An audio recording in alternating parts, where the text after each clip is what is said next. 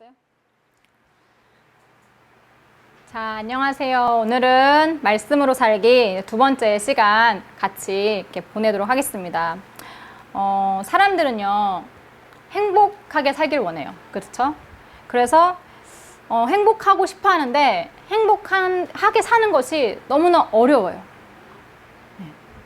행복은 환경이나 뭐 소유의 정도에 따라서 이루어지는 것이 아니라 그 개개인의 그 만족도에 따라서 나타나는 것이기 때문에 행복하다는 것은 참 어렵습니다.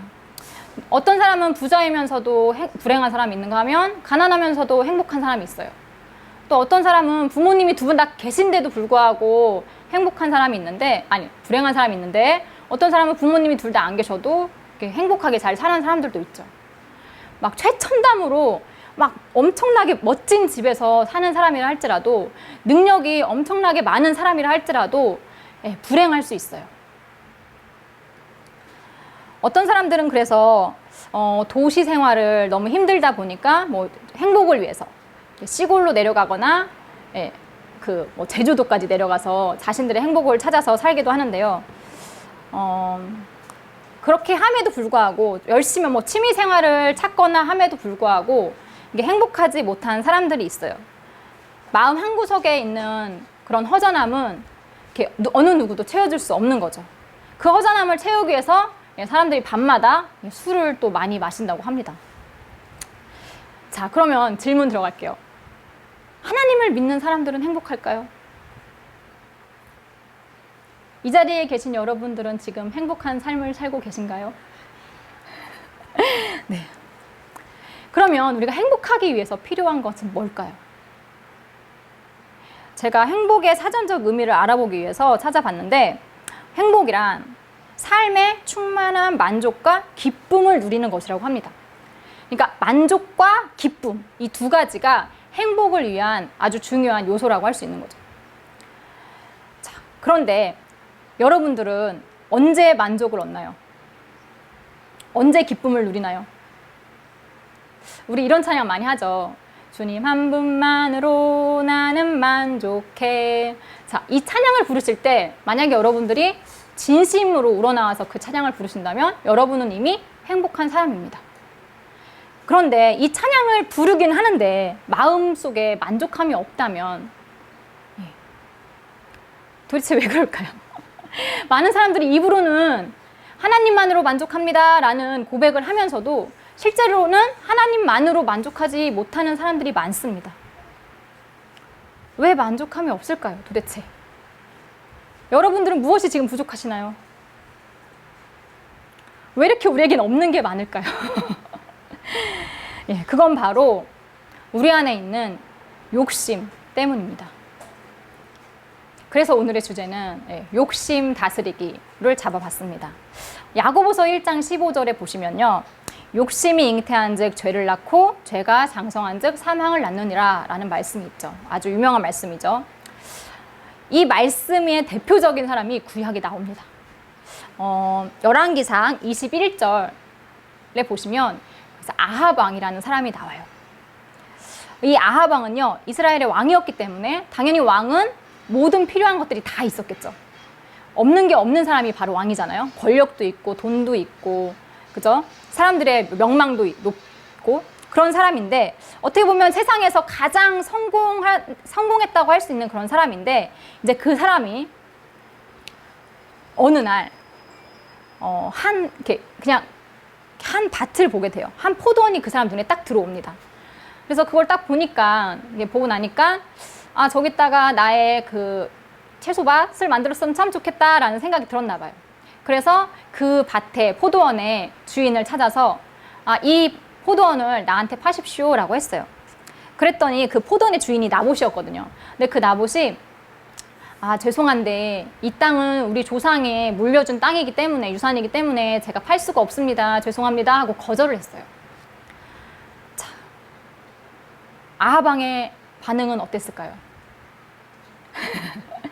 막 화내고 그러진 않았어요. 그 성경에 보면요, 아합은 근심하고 답답해하며 침상에 누워서 식사도 안 합니다. 아하방의 이런 반응이 이해가 가시나요? 그 땅이 없다고 아하방에 되게 큰일이 생기는 걸까요?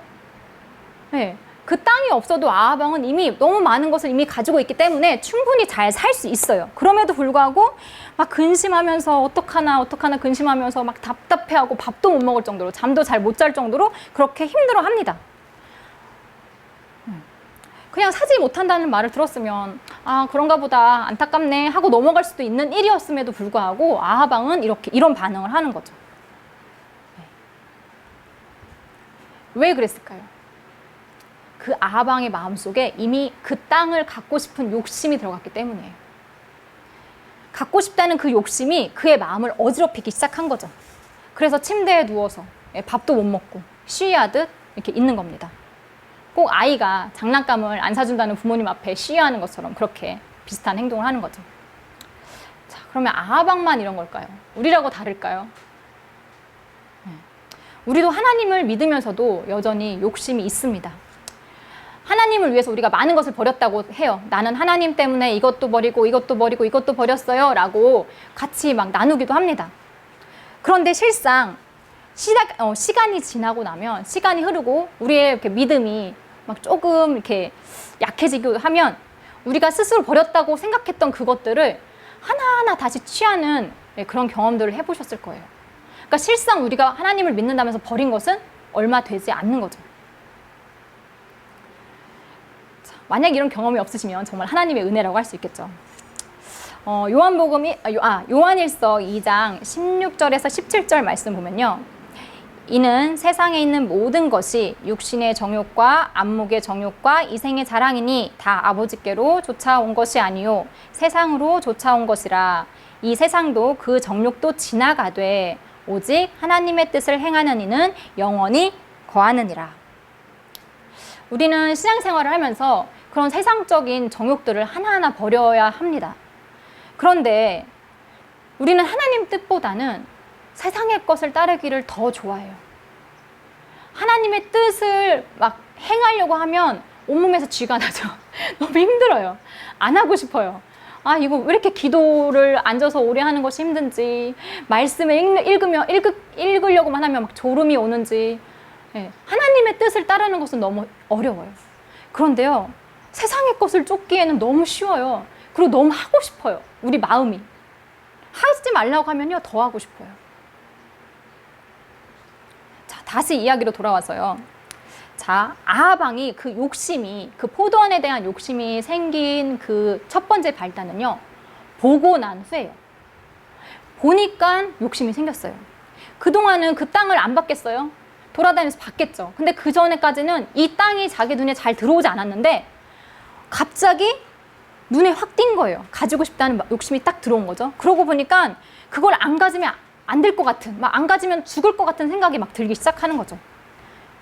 욕심이 들어와서 마음이 막 요동을 치는 거예요. 뱀에게 유혹당한 하와도 마찬가지였어요. 하나님께서 선과 악을 알게 하는 그 나무의 열매를 먹지 말라고 하셨는데 그동안에는 그냥 그런가 보다 하고 별로 관심도 없었을 거예요. 그런데 뱀에게 그 유혹의 말들을 듣고 난 후에 그 열매를 봤더니 어떻다고 나와 있죠? 성경에? 딱 이렇게 나와 있어요.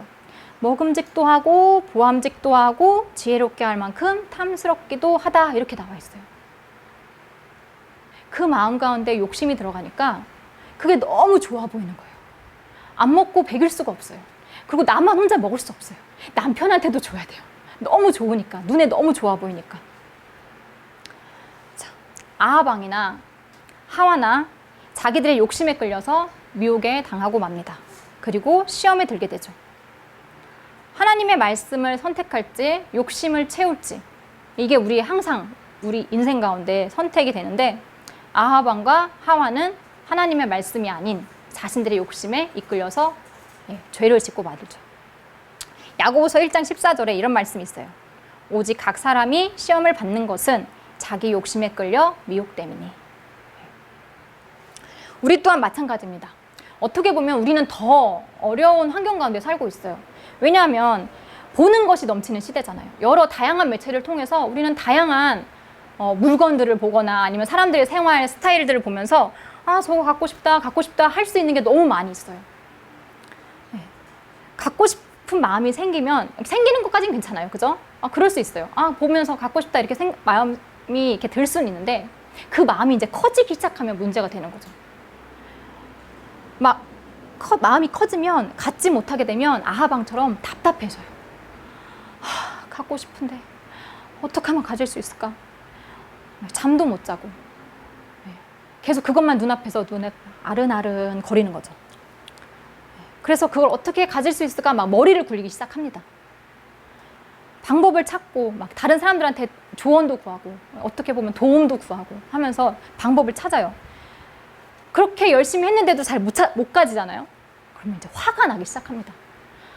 나는 왜 이런 능력밖에 없어서, 나는 왜 이렇게 무능력해서 이걸 가질 수가 없나, 스스로를 자책하게 되는 거죠. 무능력한 이로 스스로를 바라봐요. 이렇게 불행은 시작이 됩니다. 이런 일이 한 번에서 끝나면 다행이겠지만 여러 번 중첩해서 생기잖아요. 그러면 그 사람은 나는 왜 이렇게 되는 게 하나도 없지? 나는 왜 이렇게 가진 게 하나도 없지? 이렇게 되는 거예요. 나는 집도 없고, 나는 차도 없고, 나는 명품 많은 사람들이 갖고 있는 그 명품 백도 하나도 없고, 없는 거 투성이가 되는 거예요. 그런 없다는 생각이 자기 생각을 막 지배를 하기 시작합니다. 그때는 이미 자기가 얼마나 많은 것들을 가지고 있는지 다 잊은 상태죠. 그 가진 것들을 소중히 여기는 마음도 다 사라진 상태죠. 그리고 자기 인생은 실패했다고 생각을 합니다. 자, 그러면 아하방의 결론을 한번 보도록 하겠습니다. 아하방은 그 땅을 가질 수 있었을까요? 없었을까요? 네, 가집니다. 당연히 정당한 방법은 아니었죠. 아하방의 아내가 이세벨이라고 있어요. 그 이세벨이요, 포도원 주인 나봇에게 하나님과 왕을 저주했다는 그런 누명을 씌우고 이 나봇을 돌로 쳐서 죽입니다. 그리고 아하방에게 그 주인이 죽었으니 가서 그 땅을 취하라고 해요. 그랬더니 아하방은 자기 백성인 나봇이 어떻게 되었든지 말든지 상관하지 아니하고 그 땅만 취하는데 열중합니다. 자, 이렇게 불법을 저지르고 그 땅을 가졌어요. 아하방은 과연 그 뒤로 행복했을까요? 만족했을까요? 전도서 5장 10절에요. 은을 사랑하는 자는 은으로 만족함이 없고 풍부를 사랑하는 자는 소득으로 만족함이 없나니 이것도 헛되도다 라는 말이 있어요. 아하방이 잠시 동안은 행복할 수 있었겠죠. 그 순간까지는. 그런데 만약에 또 그에게 가지고 싶은 것이 눈에 딱 띄우면 그때부터 또 불행이 시작되겠죠. 그걸 가질 때까지 말입니다.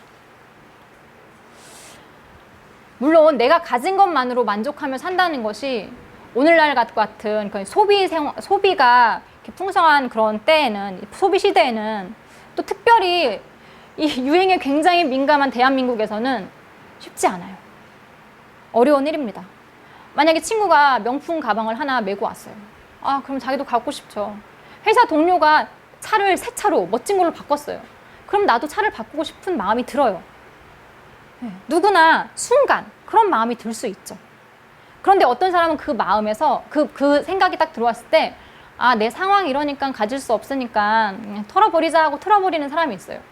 그런데 어떤 사람은 그걸 마음에 계속 담아두고 있어요. 바꾸고 싶은데, 갖고 싶은데. 그 생각이 떠나지 않아서 힘들어하게 되는 거죠.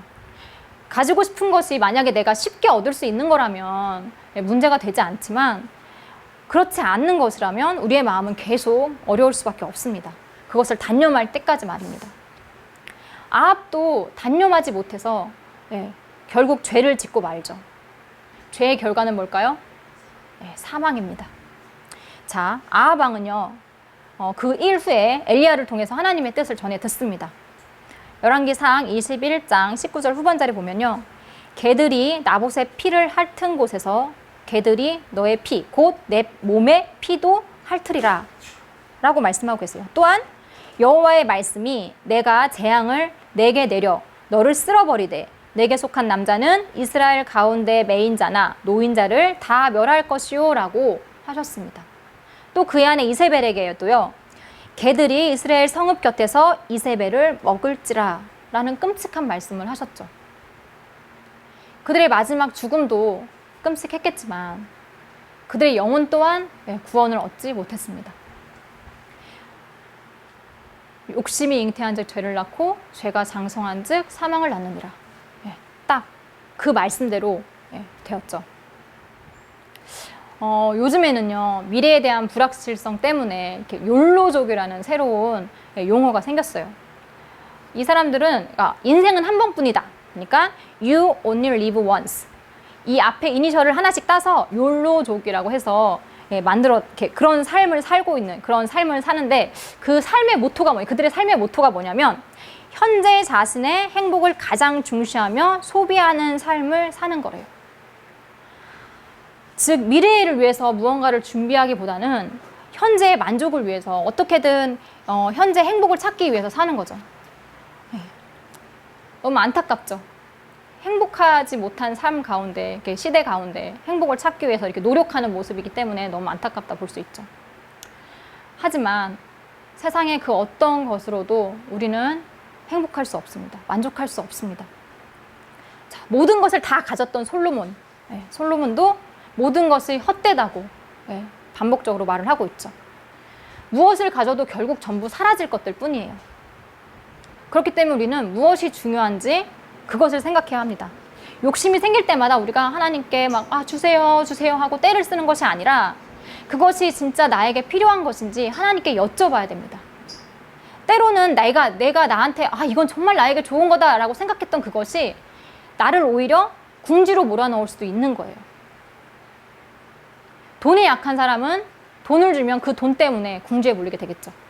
힘들어지게 됩니다. 어려운 일이 생기게 돼요. 권력에 약한 사람한테 권력을 주면 그 권력에 휘둘리다가 하나님을 잃어버릴 수도 있습니다.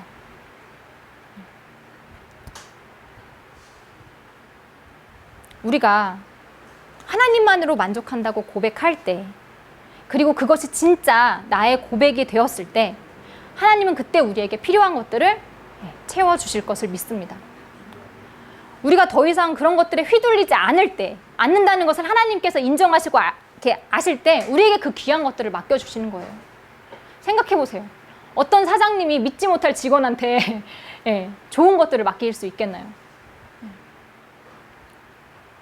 자, 그리고 우리가 욕심을 내는 마음을 그 속을 깊숙이 들여다보잖아요.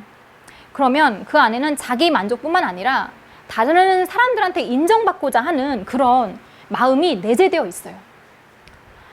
우리는 눈에 보이지 않는 하나님의 인정만으로는 살지 못하고 만족하지 못합니다. 다른 사람들에게 보여주고 싶은 거죠. 나는 이걸 소유할 만큼 가치 있는 사람이야. 난 너랑 달라. 나는 너와 달리 더 대단한 사람이야. 이거를 자꾸 과시하고 싶고 이렇게 인정받고 싶은 마음이 그 안에 있기 때문에 욕심이 들어오는 거예요. 다른 사람 우위에 있고 싶은 마음이 그 교만성이 그 바탕에 깔려 있다고 할 수 있는 거죠. 그리고 욕심은요, 욕심은 있지만 그걸 만약에 소유하지 못한 사람들은요, 자존감이 낮아지기 쉽고요. 그리고 가진 자들을 시기할 수 있고요. 그리고 결국은 피해의식까지 가질 수 있어요. 그 마음속에 탐욕이 있기 때문에 가지던 가지지 못하던 죄를 지을 수밖에 없는 상황이 되는 거죠. 욕심을 버리는 것이 모든 악의 뿌리를 잘라버리는 것입니다. 욕심을 내려놓고 하나님의 뜻이 무엇인지 우리가 바라볼 필요가 있습니다. 시편 90편 14절에 아침에 주의 인자로 우리를 만족해 하사 우리 평생에 즐겁고 기쁘게 하소서. 이 말씀이 우리 매일의 기도가 되어야 할 것입니다. 그리고 주님, 하나님만으로 저는 만족합니다. 이 고백이 우리의 진실된 고백이 되어야 할 것입니다. 하나님이 믿는 우리에게 바라는 것이 바로 이것이기 때문입니다.